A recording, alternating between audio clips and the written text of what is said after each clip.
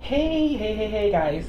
So someone basically brought this topic to me a couple days ago and today to remind me, talking about someone named Derrick Jaxn. I believe he's a relationship guru influencer, and apparently he cheated on his wife multiple times, and over the years he's been giving, basically encouraging women basically not to forgive men that cheat on them and condemning men that cheats on their wife or girlfriend. So to see all this happening, I was like, interesting. And they God loving people, I was like, interesting. I was like, now I'm interested. So I'm gonna go watch the full apology video that he did. I only saw a snippet of it, and my heart was, I felt like my heart was being tickled.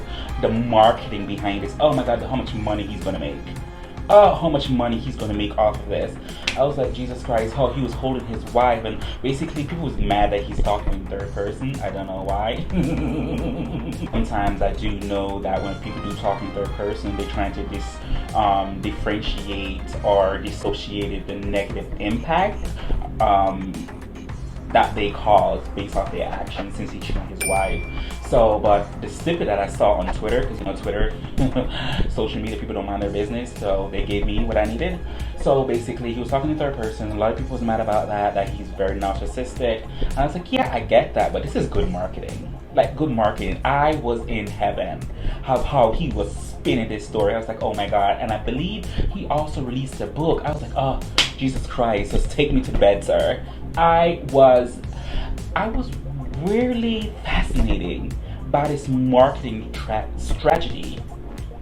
I can't even speak right how excited I am of this story. I don't even know who he is, but now I know. Still not gonna buy his book though, but good luck, sir. One thing I didn't like about this whole situation though is how that everyone basically attacking his wife's appearance. And I was like, for what? She don't need to come and do an apology video. For what?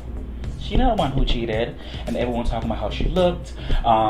Basically, I guess she wore a bonnet on her head. I was sticking up for her. They were dragging me through Twitter until she came with this video talking about God higher than God, higher than thou, God this, crown this, that, God. I was like, girl, you on your own, sweetheart. I was out there trying to defend you, and you want to come with God this, God that. No, sweetheart.